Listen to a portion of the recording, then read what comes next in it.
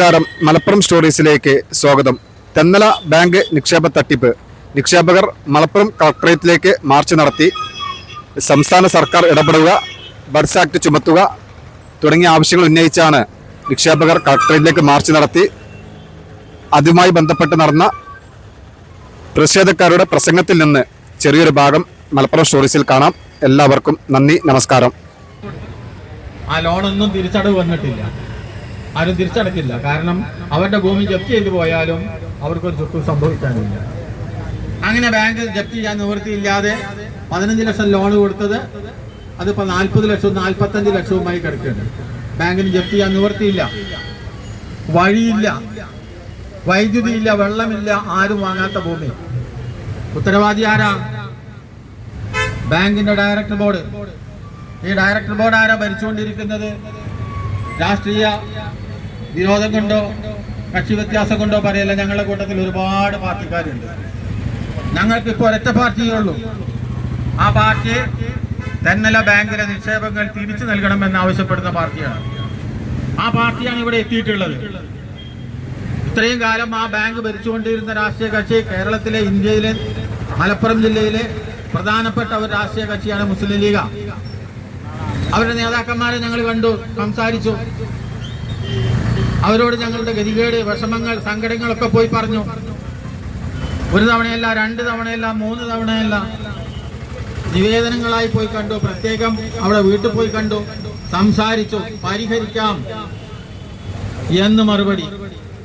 കൊല്ലം 2ആയി, ഒരു പരിഹാരവുമില്ല. നിഷ്പ്രയാസം അവർ വിചാരിച്ച സാധിക്കുന്ന ഒരു കാര്യമാണ് ഈ ബാങ്കിനെ രക്ഷപ്പെടുത്തുക എന്നുള്ളത്. യാതൊന്നും ചെയ്യുന്നില്ല.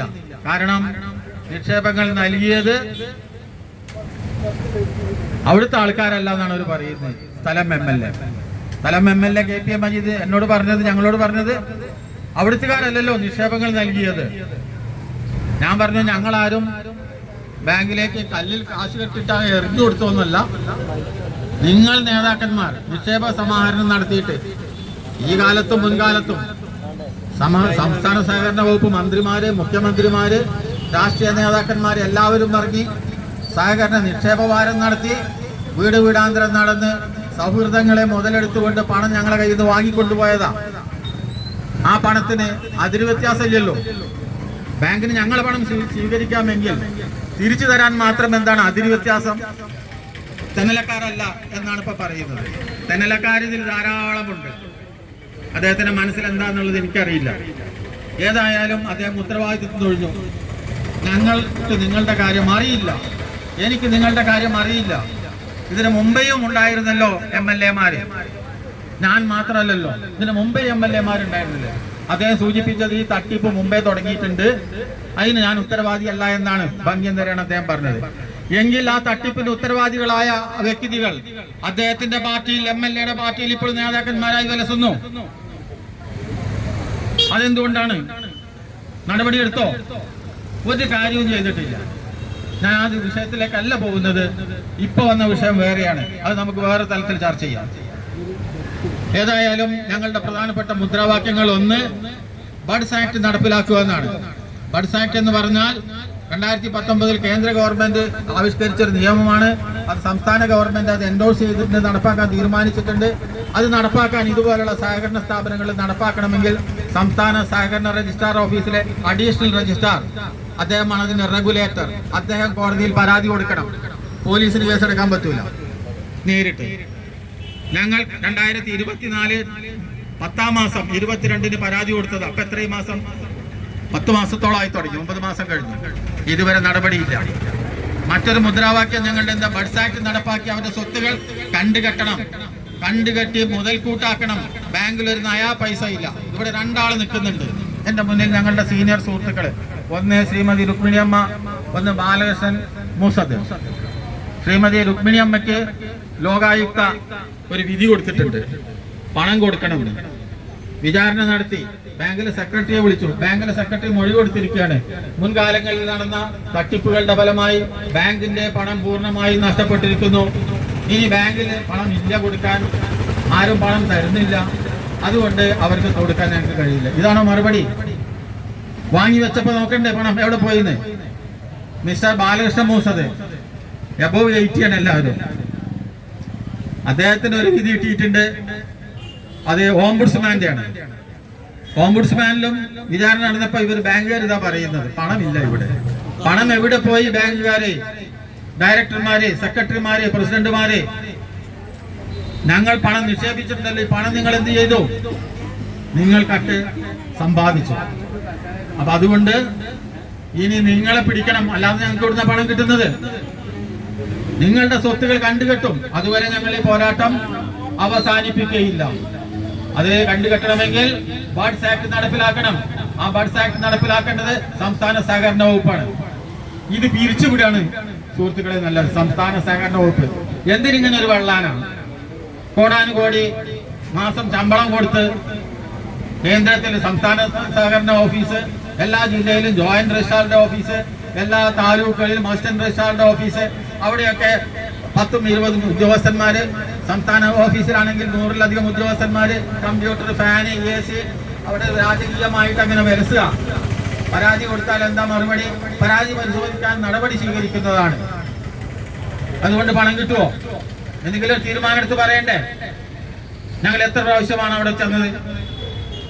സഹകരണ വകുപ്പ് ഉദ്യോഗസ്ഥന്മാര് കടലാസ് അങ്ങോട്ടയക്കും, കടലാസ് ഇങ്ങോട്ടയക്കും, കടലാസ് അങ്ങോട്ടയക്കും. ഒരു നടപടിയുമില്ല. എല്ലാ കൊല്ലവും ബാങ്കുകളിൽ ഓഡിറ്റ് ചെയ്യും. ഓഡിറ്റ് ചെയ്ത് കൃത്രിമങ്ങൾ കണ്ടെത്തിയിട്ട് ഈ തന്നല ബാങ്കിൽ 2 കൊല്ലമായിട്ടാണ് പണം കിട്ടാതെയായത്. പക്ഷെ കള്ളത്തരം തുടങ്ങിയത് കൊല്ലം 2003 മുതൽ തുടങ്ങിയതാ. എല്ലാ കൊല്ലവും ഇവർ ഓഡിറ്റ് ചെയ്യുന്നുണ്ട്. ഓഡിറ്റിന് പോയാൽ ഓഡിറ്റ് ചാർജ് എന്ന് പറഞ്ഞ് 1 ലക്ഷം രൂപ സഹകരണ വകുപ്പ് വാങ്ങുന്നുണ്ട്. ഓഡിറ്റിന് പോകുന്ന ഉദ്യോഗസ്ഥന്മാർ TA DA വാങ്ങുന്നുണ്ട്. കൃത്രിമങ്ങൾ കണ്ടെത്തുന്നുണ്ട്. ആ കണ്ടെത്തിയ കൃത്രിമങ്ങൾ നടപടിയെടുത്ത് പരിഹരിക്കുന്നതിന് ഇവർ വല്ലതും ചെയ്യുന്നുണ്ടോ? കട്ടവനെ പിടിക്കുന്നുണ്ടോ? അവര് മറുപടി കൊടുക്കും, ഞങ്ങൾ ഇതൊക്കെ പരിഹരിക്കുന്നു. അതോടുകൂടി ആ കൊല്ലത്തെ ഓഡിറ്റ് കഴിഞ്ഞു. അടുത്ത കൊല്ലവും തന്നെ എല്ലാ കൊല്ലവും ഓഡിറ്റ് നടക്കുന്നുണ്ട്. ഓഡിറ്റ് നടക്കുമ്പോൾ ചില ഉദ്യോഗസ്ഥന്മാർ കാണേണ്ടത് കാണില്ല, ചിലർ കണ്ടാലും മിണ്ടില്ല. ഓഡിറ്റ് ചെയ്യുന്ന സഹകരണ വകുപ്പ് ഉദ്യോഗസ്ഥന്മാരെ പൂർണ്ണമായും ഞാൻ തള്ളി പറയുകയല്ല. എന്നാൽ ആ സഹകരണ വകുപ്പ് ഉദ്യോഗസ്ഥന്മാരിലും ഓഡിറ്റിന് പറ്റാത്ത, ഈ നിക്ഷേപകന്റെ താല്പര്യങ്ങളോടൊപ്പം നിൽക്കാത്ത, കള്ളന്മാരെ കൂട്ടി നിൽക്കുന്ന, അവർക്ക് വേണ്ടി ഒത്താശ ചെയ്യുന്ന കാര്യങ്കാലികളും വിടുപണിക്കാരുമുണ്ട് എന്നുള്ള സത്യം ഞാൻ നിങ്ങളെ അറിയിക്കുകയാണ്. സഹകരണ ബാങ്കിൽ നിന്ന് സഹകരണ വകുപ്പ് ഉദ്യോഗസ്ഥന്മാർക്ക് ലോൺ എടുക്കാൻ പാടില്ല. എടുത്തവരുടെ ലിസ്റ്റ് എന്റെ കയ്യിലുണ്ട്. മാനം കെടണ്ടെങ്കിൽ മര്യാദയ്ക്ക് പണിയെടുത്തോളം ഞങ്ങൾ അത് പുറത്തുവിടും. ഞങ്ങൾക്ക് അതാണ് പറയാനുള്ളത്. ഇത് ഞങ്ങൾ സംസ്ഥാന ഓഫീസിലും പറഞ്ഞിട്ടുണ്ട്, സഹകരണ വകുപ്പ് രജിസ്ട്രാറോടും പറഞ്ഞിട്ടുണ്ട്. ഇങ്ങനെ സഹകരണ വകുപ്പ് മാനമര്യാദയ്ക്ക് പണിയെടുക്കണം. ഈ നിക്ഷേപകരുടെ താല്പര്യമാണ് സംരക്ഷിക്കേണ്ടത്. ഞങ്ങളെ പണമില്ലെങ്കിൽ പിന്നെ എങ്ങനെയാണോ സഹകരണ വകുപ്പ് ഈ ബാങ്ക് പ്രവർത്തിക്കുക? ഈ നിക്ഷേപകരുടെ പണം കൊണ്ടാണ് നിങ്ങൾ ശമ്പളം വാങ്ങുന്നത്. ഈ നിക്ഷേപകരുടെ പണം കൊണ്ടാണ് നിങ്ങൾ ലോൺ കൊടുക്കുന്നത്. ഈ നിക്ഷേപകരുടെ പണം കൊണ്ടാണ് നിങ്ങൾ AC വൺമാടങ്ങൾ കെട്ടിപ്പൊക്കുന്നത്. ഞങ്ങൾ അധ്വാനിച്ച പണമാണ്, ഞങ്ങളുടെ വിയർപ്പിന്റെ വിലയാണ് നിങ്ങൾ നശിപ്പിച്ചിരിക്കുന്നത്. ഞങ്ങൾ നിക്ഷേപങ്ങളില്ലെങ്കിൽ കേരളത്തിലൊട്ടാകെ ഇപ്പൊ ഇവിടെ ഈ സമരം ഉദ്ഘാടനം ചെയ്യാൻ വന്ന് ഞാൻ നീട്ടിപ്പോവുകയല്ല. ഉദ്ഘാടനം ചെയ്യാൻ വന്നിട്ടുള്ളത് എന്റെ ബഹുമാന്യ സുഹൃത്ത് ശ്രീ PA തോമസ് ആണ്. അദ്ദേഹം അങ്കമാലി അർബൻ സഹകരണ സംഘത്തിന്റെ നിക്ഷേപകരുടെ സംരക്ഷണ സമിതി ഉണ്ടാക്കിയതുപോലെ അവരാണ് ഉദ്ഘാടനം ചെയ്യുന്നത്. കേരളത്തിന്റെ എല്ലാ പഞ്ചായത്തിലും എല്ലാ സ്ഥലങ്ങളിലുമുള്ള സഹകരണ ബാങ്കുകളുടെ ഒരു സംയുക്ത ഫോറം ഉണ്ടാക്കി ഈ അനീതിക്കെതിരെ, ഈ തിന്മയ്ക്കെതിരെ, കേരളത്തിന്റെ സാമ്പത്തിക മേഖലയെ, സാമൂഹ്യ മേഖലയെ ഗ്രസിച്ചിട്ടുള്ള സഹകരണം പ്രസ്ഥാനത്തിലെ തിന്മകൾക്കെതിരെ, സഹകരണം പ്രസ്ഥാനം മോശമെന്ന് ഞങ്ങൾക്ക് അഭിപ്രായമില്ല. എങ്കിലും അതിനെതിരെ ഞങ്ങൾ സംയുക്തമായി പ്രവർത്തിക്കാൻ തീരുമാനിച്ചിട്ടുണ്ട്. അതിനുവേണ്ടി ഞങ്ങൾ ഐക്യകര ഉണ്ടാക്കിയിട്ടുണ്ട്. അതിന്റെ നേതാവായ ശ്രീമാൻ PA തോമസ് അവർകളാണ് ഈ സമരം ഉദ്ഘാടനം ചെയ്യുന്നത്. ഞാൻ എന്റെ സംസാരം നീട്ടിക്കൊണ്ടുപോകുന്നില്ല. എന്റെ ബഹുമാന്യ സുഹൃത്ത് ശ്രീ PA തോമസ് അവർകളെ ഈ സമര പരിപാടി ഉദ്ഘാടനം ചെയ്യുന്നതിന് വേണ്ടി ഞാൻ സ്വാഗതം ചെയ്തുകൊണ്ട് എന്റെ വാക്കുകൾ അവസാനിപ്പിക്കുന്നു. നന്ദി, നമസ്കാരം.